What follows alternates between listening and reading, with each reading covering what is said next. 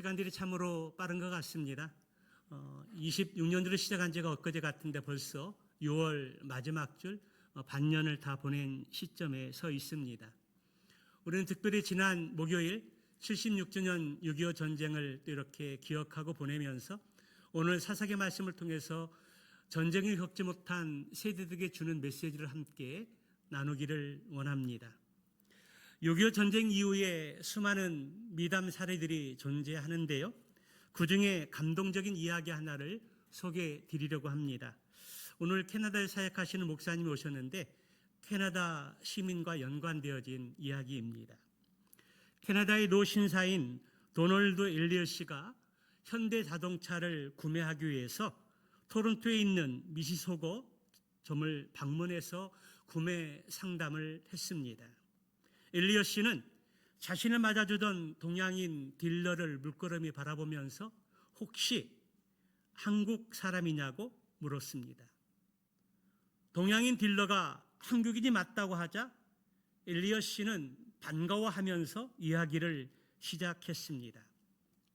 큰 형님이 한국 전쟁에 참전했다가 전사를 하게 됐는데 당시에는 돈이 너무 많이 들어서 가보지 못했고 또 지금 현재는 무덤이 어디 있는지 알 수 없어서 가볼 수가 없다고 말했습니다. 하지만 그는 한국을 원망하지 않았습니다. 오히려 한국은 자신의 형이 피를 흘리며 자유를 지켜준 나라라며 자랑스럽게 여겼습니다. 당시 큰형이 20살이었으니 어린 엘리엇 씨가 한국을 방문하기는 어려웠을 것입니다. 그러나 아무리 많은 시간이 흘렀다 해도 어릴 적에 형에 대한 그리움은 사라지지 않았고 그의 가슴 깊은 곳에 남아 있었습니다. 그 그리움이 한국인 딜러를 보자 마음에 담겨 있던 그 감정들이 터져 나왔던 것입니다. 이 말을 묵묵히 듣고 있던 한국인 딜러 신상묵 씨는 무언가를 자신이 도울 수 있는 것이 없을까 생각하다가 한 가지 물었습니다. 혹시 형님의 성함이 어떻게 되시나요? 로리 도널드 엘리엇이라고 말했습니다. 자동차 계약이 끝나고 그냥 그렇구나 하고 넘길 수 있는 일이었지만 신상목 딜러는 손님과 고객 사이가 아닌 한국인으로서 정말 그를 돕고 싶다는 생각을 했습니다. 그러나 시간이 너무 촉박했습니다. 차량 출고까지 남은 시간은 3일, 즉 72시간 안에 정보를 찾아야만 했기 때문입니다.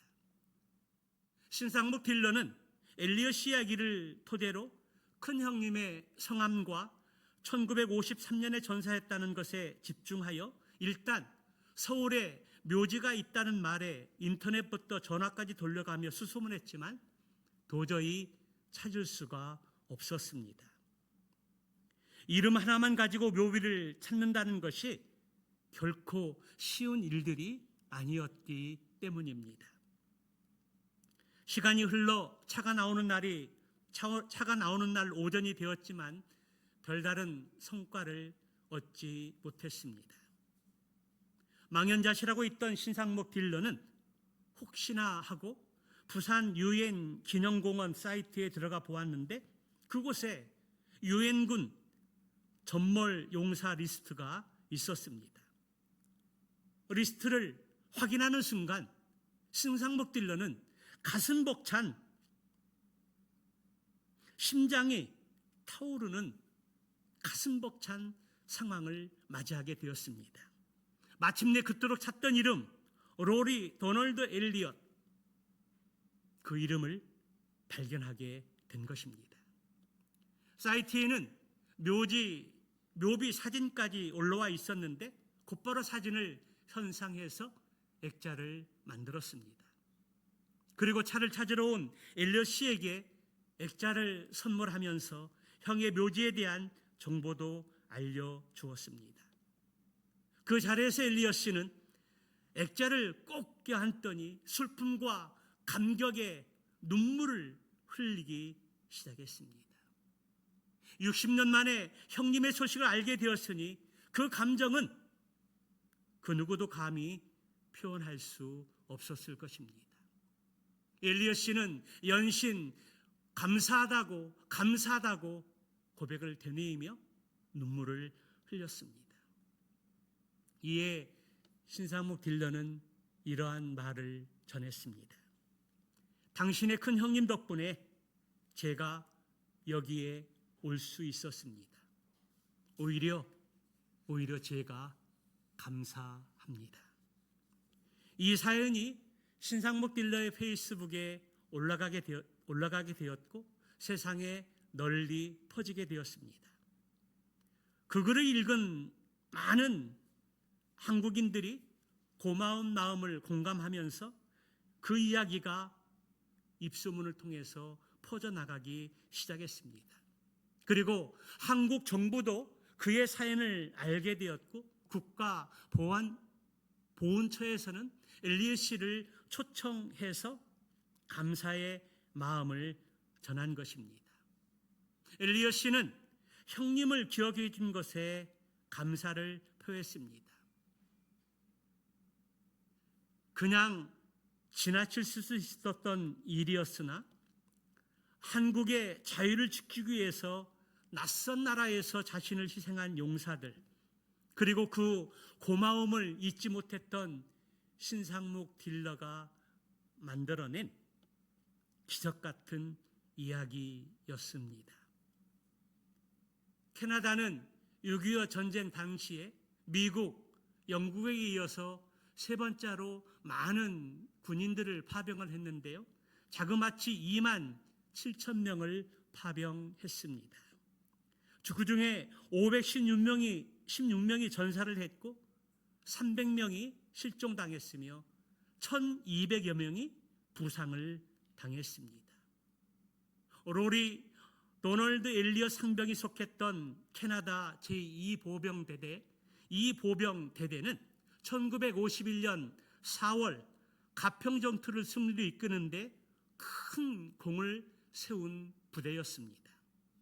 중공군이 내려오면서 캐나다군에 위치한 곳을 주요 공세 목표로 지정되면서 캐나다군에게 많은 피해를 안겼습니다. 그러나 캐나다군은 절대 그곳을 뚫려서는 안 된다는 각오로 피를 흘리고 죽으면서까지 끝까지 사수하는 데 성공했습니다. 캐나다군이 한국에서 수행한 작전 중에 가장 위대한 전투였습니다. 낯선 나라의 자유를 위해서 기꺼이 달려온 그들이 있었기에 대한민국은 전쟁의 아픔을 딛고 거듭 성장을 하면서 오늘날까지 이르게 되어진 것입니다. 지난 목요일이 6.25 전쟁 76주년을 맞이하는 날이었습니다.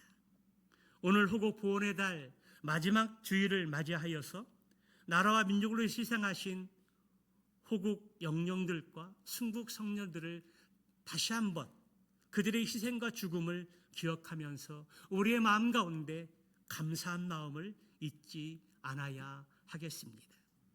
그리고 더 나아가서 그 감사한 마음을 그냥 마음으로 끝나는 것이 아니라 우리가 어떻게 하면 우리나라도 어려움 당하고 있는 이웃 나라들을 위해서 어떻게 돕고 섬길 수 있을까가 이제 우리 민족의 미션이라 할 수 있습니다.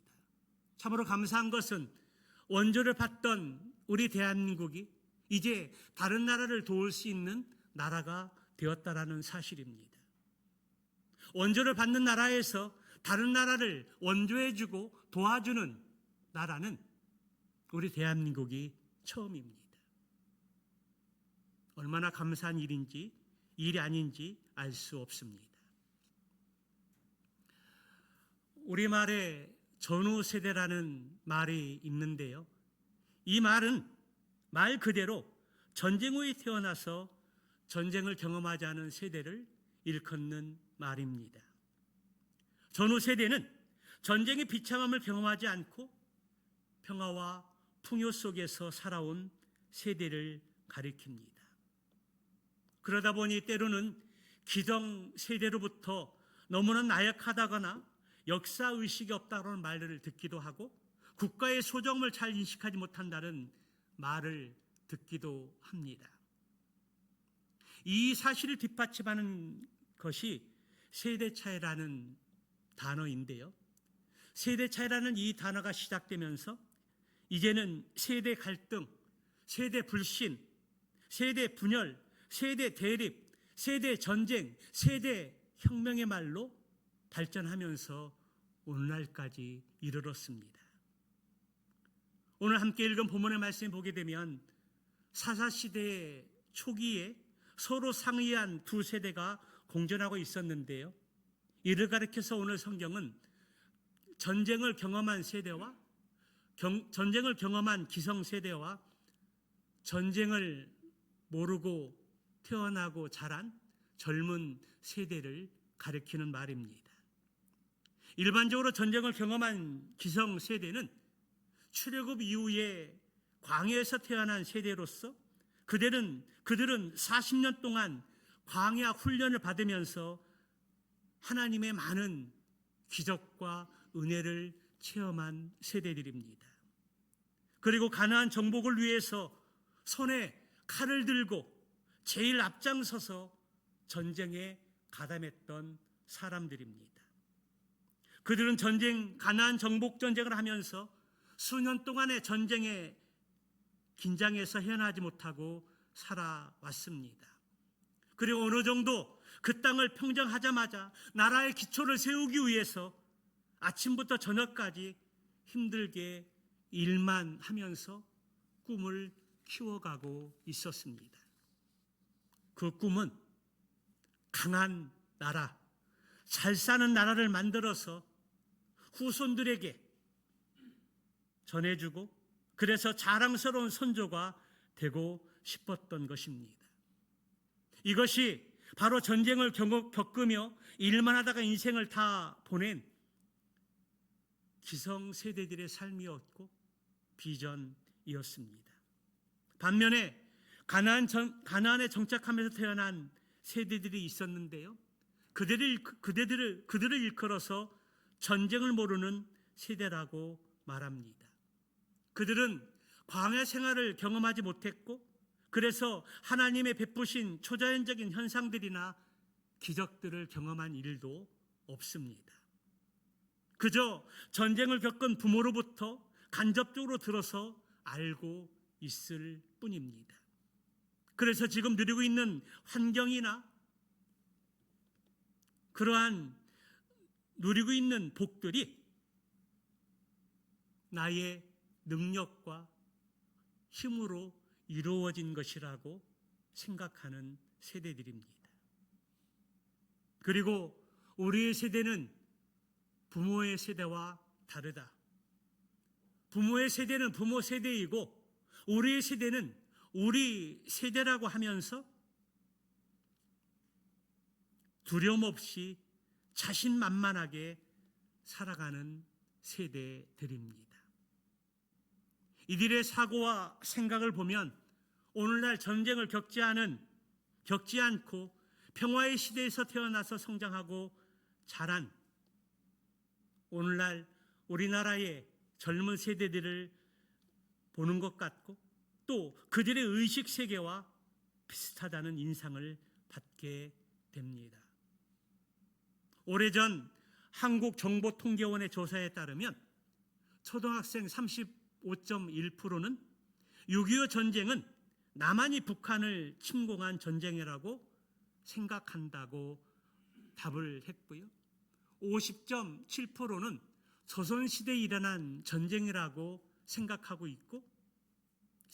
있다라고 그렇게 조사에 응했습니다. 또한 행정안전부에서 전국 중고등학교 1000명을 대상으로 실시한 설문조사의 결과를 보면 다시 전쟁이 일어나면 싸우지 않겠다라고 38%가 답변을 했고, 적극적으로 싸우겠다고 답변한 학생들은 17.8%에 불과했습니다. 그리고 15.5%는 전쟁이 나면 외국으로 도망치겠다라고 답변하기도 했습니다. 이러한 답변들은 전쟁을 겪지 않은 세대들의 생각과 비슷할 수도 있습니다. 전쟁이 일어나면 먹을 것이 없어서 굶주렸던 우리 부모들의 세대, 그러면 젊은 세대들은 다 그런 건 아닙니다. 햄버거 먹으면 되지 왜 밥을 굶냐라고 이야기하는 사람들이 있습니다. 이러한 답변들은, 이러한 생각들은 전쟁을 경험하지 않은 세대들의 한 부분이라고 할 수 있습니다. 그러므로 이들에게 전쟁의 참혹함을 알려주어야 하고, 나라를 위해 희생하신 분들의 고마움을 가르쳐야 할 책임이 우리 기성세대들에게 있습니다.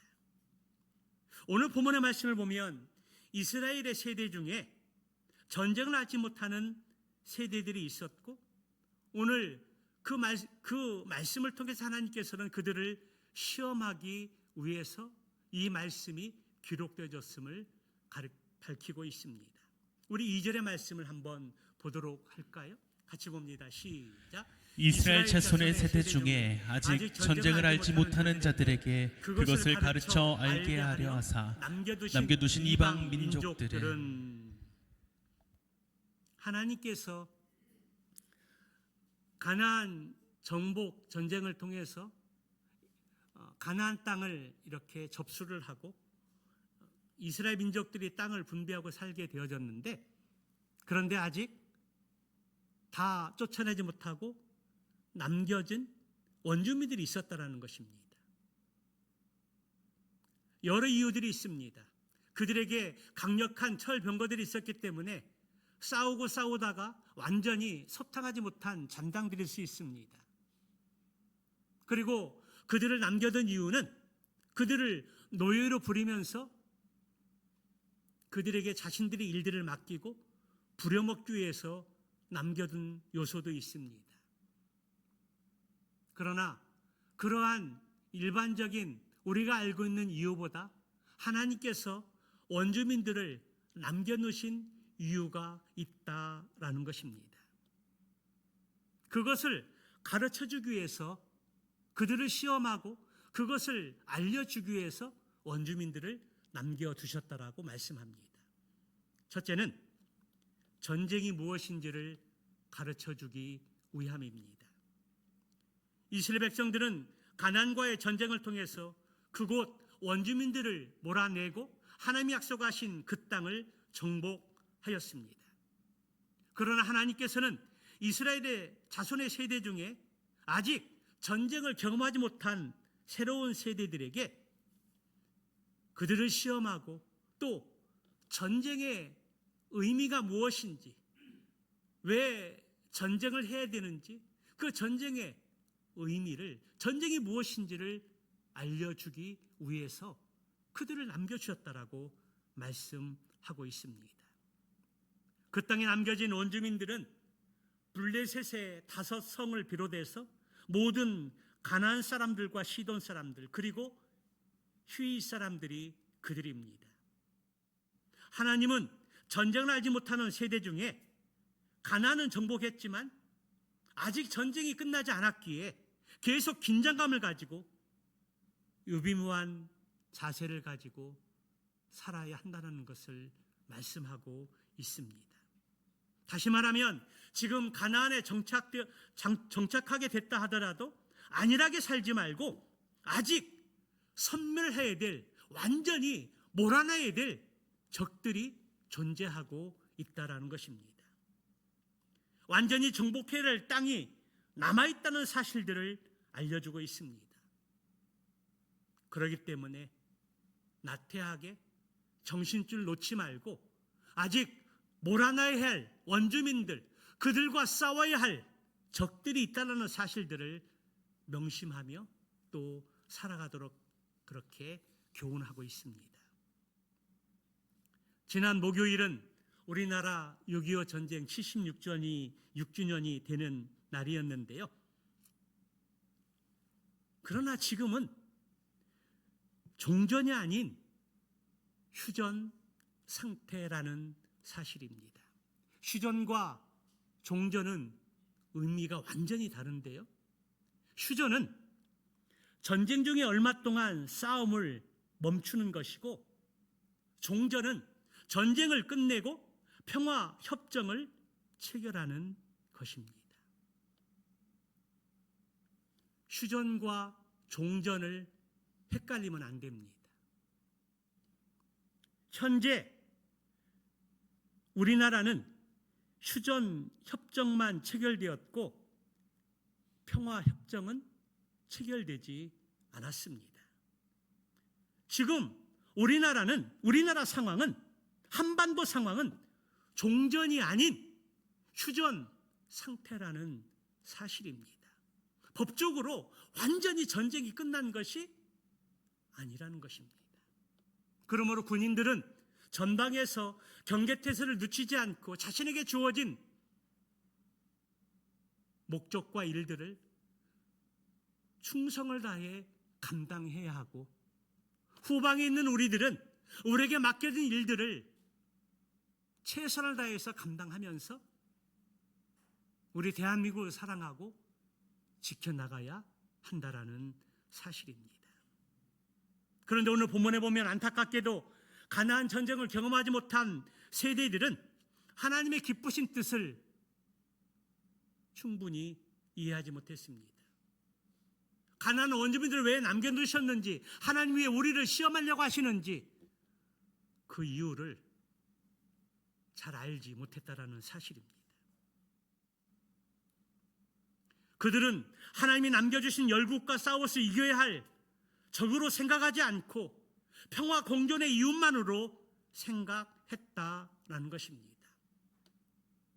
그래서 그들에게 나타난 것이 무엇입니까? 그들과 혼인 관계를 맺고 그들이 섬기는 우상 숭배를 받아들이고 우상을 섬기면서 살아갔다라는 것입니다. 그들은 가나안 땅에서 몰아낼 적들을 적으로 생각하지 않고 여호수아와 조상들이 정복해 놓은 땅에서 안주하며 적과의 동침을 하고 있는 것입니다. 여러분, 그 결과는 어떻게 되었을까요? 이스라엘은 가나안 땅에 정착한 후에도 다윗이 나타나기 전까지 블레셋을 비롯한 주변 이방 민족들에게 침략을 당하고 착취를 당하며 날마다 역경의 삶을 살아야 했던 것입니다. 지난 6.3 지방선거 때 어떤 후보가 타 후보에게 대한민국의 주적은 누구인가 대해서 질문을 했습니다. 그때 바로 답변을 하지 않거나 다른 대상을 언급해서 논란이 되기도 했습니다. 주적이라는 이 말은 보통 일반 사회보다 군에서 쓰는 표현인데요.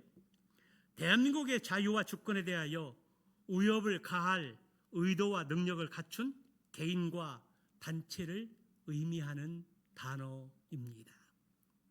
국방백서에는 단순히 북한 주민 전체를 적으로 규정하는 것이 아니라 북한 정권과 북한 군인은 우리의 적이라고 적혀 있습니다. 그런데 지방선거 때 일부 후보자들은 대한민국의 주적이 누구인가라는 그 질문에 즉답을 하지 않고 국방백서에 나와 있다는 말로 답변을 거절했습니다. 그리고 어떤 사람들은 내란 세력이 주적이 아니냐고 반문하기도 했습니다. 어떤 후보자는 북한은 꼭 주적이 아니라는 취지로 말하여 논란이 되기도 했습니다. 통일부 장관은 국가안전보장회의에서 논의해 봐야 한다라고 말했습니다. 더 기가 막힌 것은 국회 도서관이나 공공기관에서 북한 선전 도구인 노동신문이 비치되어 있고 국정원에서는 노동신문을 비롯한 북한 자료를 일반인에게 접근 허용을 검토하고 있다라고 인터넷에 보도되었습니다. 성도 여러분, 지역과 국민을 대표하는 단체장과 국회의원들이 이러한 불건전한 사고를 가지고 어떻게 이 나라를 지키면서 일할 수 있겠습니까? 자유민주주의 국가에서 어떻게 북한을 미화시키고 선전하는 노동신문을 아무런 필터링 없이 보게 할 수 있단 말입니까? 어떤 정치인은 그랬습니다. 우리 국민들은 성숙하기 때문에 가능하다라는 겁니다. 성숙한 사람도 있지만 그렇지 못한 사람도 있고 어린 사람도 있습니다. 이 사실을 순국 선열과 호국 영령들이 알면 통탄하지 않겠습니까? 피눈물 흘리면서 애통하지 않겠습니까? 제가 지금 어느 정당을 이야기하고 옹호하고 그런 것이 절대 아닙니다. 오해하지 마시기 바랍니다. 있는 사실 그대로 이야기하는 것입니다. 6.3 지방선거 때 일어났던 그런 일들 우리가 알고 우리가 대처해야 되지 않겠습니까?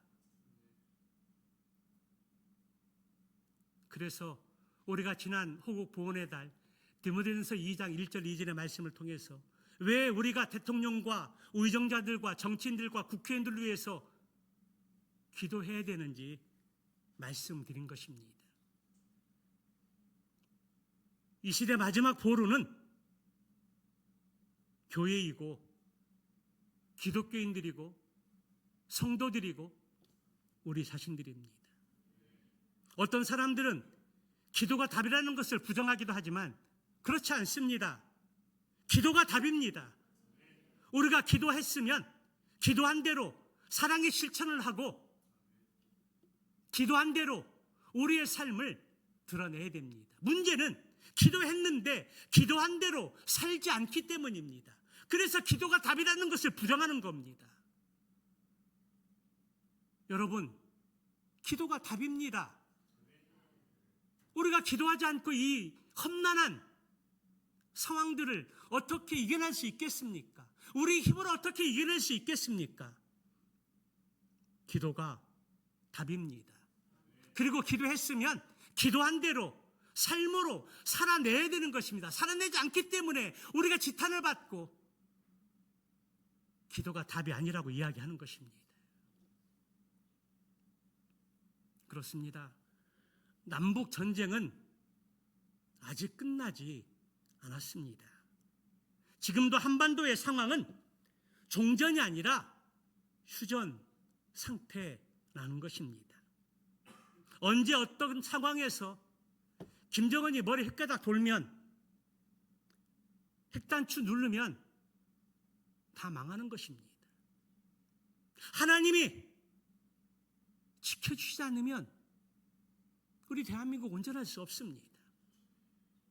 그래서 지난주에 6월 첫 주에 말씀드린 것처럼 고 정전환 교수님 말씀하신 것처럼 김일성 형제를 위해서 눈물 흘려 중보기도 하지 않으면 피눈물 흘리면서 자유와 종교의 자유를 위해서 피눈물 흘리며 기도해야 되는 날이 오게 될 것이라고 말씀하신 겁니다.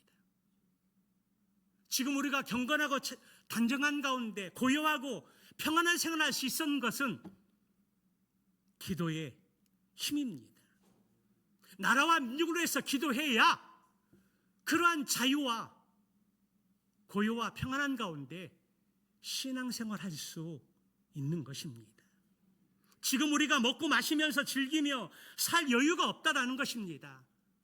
정신 바짝 차리고 나라와 민족을 위해서 기도해야 합니다. 기도했으면 기도로 끝내지 말고 기도한 대로 삶으로 살아내고 실천해야 기도가 모함을 받지 않는 것입니다. 하나님이 지켜주지 않으면 한순간도 대한민국은 안전할 수 없습니다.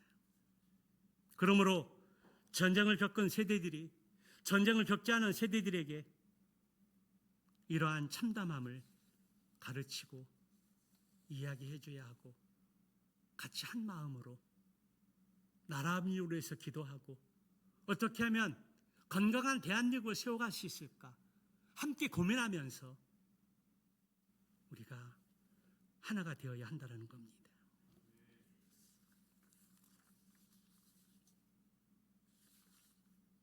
그러므로 참혹한 전쟁을 겪은 세대들이 정신 바짝 차려야 하고 전쟁을 경험하지 못한 세대를 위해서 격려하고 또 바르게 세워가면서 함께 가야 할 사명이 우리에게 있는 줄로 믿습니다. 두 번째는 전쟁 가운데 행하신 하나님의 능력과 은혜를 가르쳐주기 위함입니다. 이스라엘 백성 가운데 전쟁을 하지 못하는 세대들은 인간적으로 보면 가장 행복한 세대라고 할 수 있습니다. 왜냐하면 그들은 가나안 땅에서 태어나서 부모 세대가 다 이뤄놓은 것들을 그대로 물려받았기 때문입니다. 그런데 문제는 가나안 정복 전쟁을 겪어보지 못한 세대들은 하나님의 능력과 은혜를 잘 알지 못했다는 것입니다. 그리고 지금까지 어떻게 하나님이 우리 민족을 인도해 왔는지 어떤 능력으로 행하시고 은혜를 베풀어 주셨는지 잘 알지 못한다는 것입니다. 또한 자신들이 누리는 자유와 풍성함이 얼마나 귀한 것이고 복인지를 잘 알지 못한다는 것입니다. 그런데 부모 세대들은 어떻습니까? 40년 광야 생활을 거친 이후에 가나안 정복 전쟁을 하면서 여리고성을 점령할 때 그 성은 난공불락의 성이었습니다. 사람의 힘으로는 도저히 쓰러뜨릴 수 없는 성이었다는 것입니다. 그런데 하나님께서 이스라엘 백성들에게 미션을 줍니다. 6일 동안 하루에 한 바퀴씩 돌고 7일 되는 날에는 7바퀴를 돈 이후에 대제사장들이 뿔 나팔을 불면 백성들은 한 마음에 되어서 소리쳐라. 인간적인 생각으로 보면 말 같지 않은 전술이었고 전략이었는데 그 하나님의 명령에 이스라엘 백성들은 그대로 순종했습니다. 한 바퀴씩 6일 동안 돌고 마지막에 7바퀴를 돌고 대제사장들이 뿔나팔을 힘차게 불었을 때에 이스라엘 백성들이 소리쳤습니다. 그런데 그 난공불락의 여리고성이 안으로 무너져 내린 것입니다. 아이성, 작은 성이었습니다. 군대가 다 가지 않아도 쉽게 이길 수 있는 성이라고 생각을 했습니다. 그런데 아간의 범죄로 처절하게 실패합니다. 그 원인이 무엇인지 원인을 진단하고 하나님 앞에 회개하고 다시 하나님의 말씀을 듣고 순종해 나갔을 때 아이성을 함락할 수 있었습니다. 그런데 이 전쟁을 경험하지 못한 세대들은 여리고성이 어떻게 무너졌는지 아이성은 어떻게 정복되었는지 듣기는 들었지만 마음 기쁜 것까지 전달되지 않았습니다. 전쟁에 승리할 수 있었던 진짜 비결이 무엇인지 생생하게 깨달을 수 없었던 것입니다.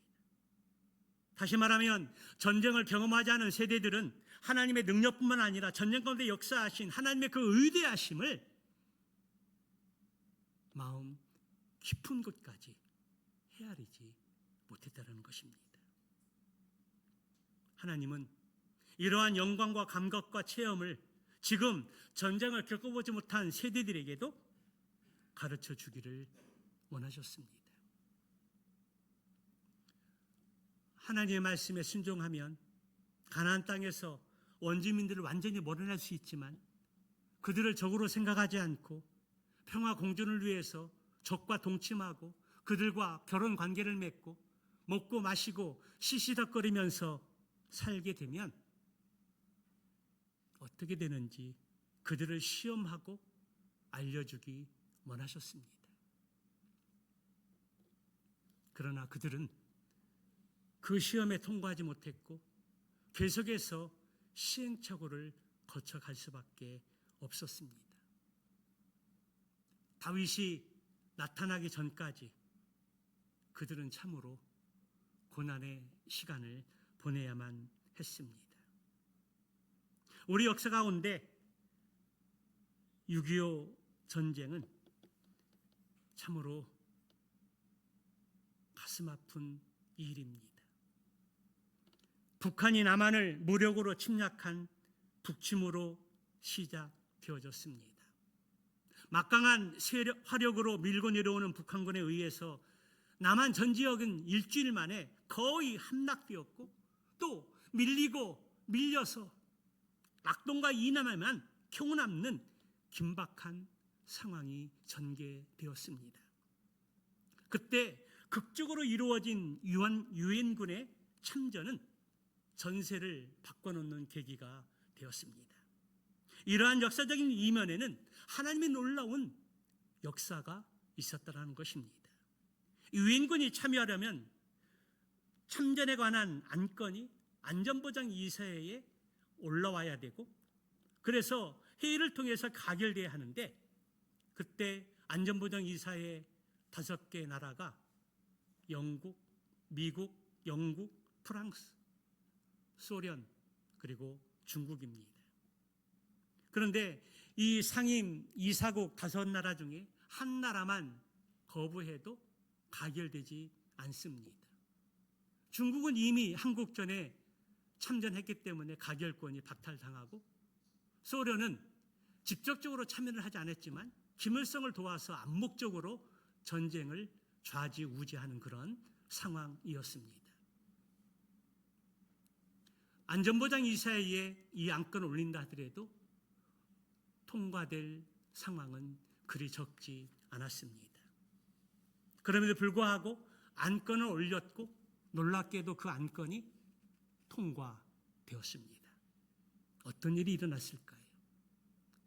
그 회의에 참석하기 위해서 쏘는것이 찬 차가 가다가 도중에 멈춰버린 것입니다. 여러분 어떻게 그런 일들이 일어날 수 있을까요? 인간의 힘으로 그런 일들이 가능할까요? 잘 달리던 차가 갑작스럽게 원인도 모르게 멈춰 선 것입니다.